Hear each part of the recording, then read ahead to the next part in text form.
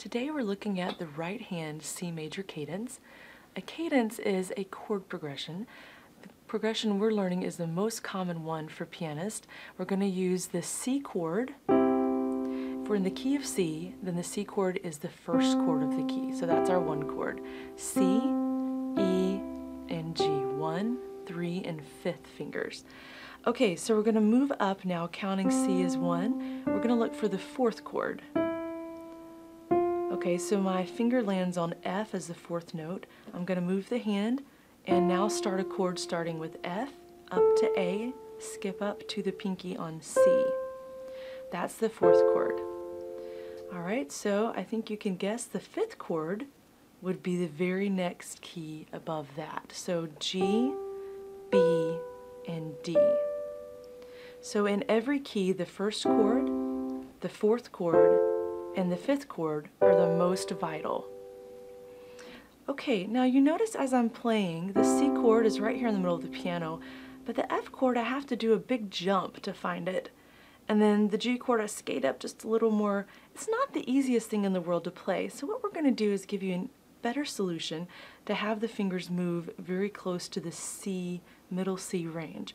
So here we go, C, E, and G. Now we initially said F, A, and C here. I'm going to take those 3 letter names and just respell them so that they're easier and closer to this C chord. The F chord had a C in it, so I'm going to start with C, and then instead of E, I'm going to use that 3rd finger to go up to F, and instead of G with my pinky, I'm going to move that up to A. So C, F, and A are the same 3 letters as F, A, and C. One chord was C. The 4 chord in the new position is now very close by. C, F, and A, your 4th chord.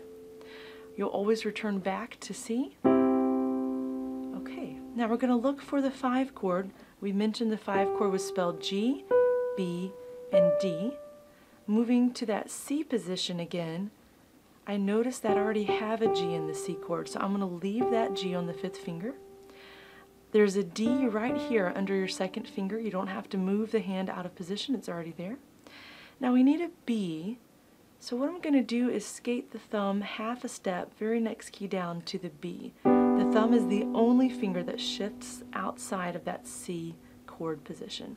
So C chord, 2nd finger you go to D, thumb you skate down.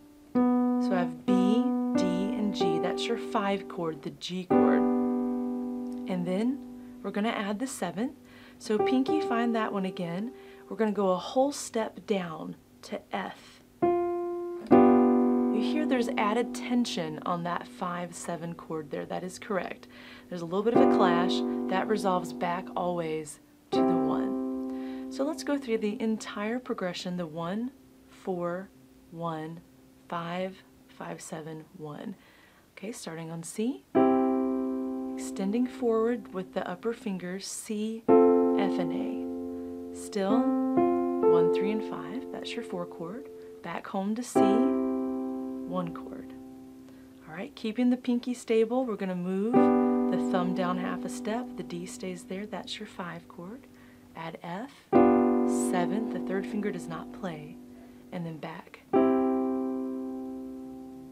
Alright, so with me, 1 chord, 4th chord, 1 chord, 5 chord with the 7th added, 5, 7, 1 chord. That is your C major cadence in the right hand.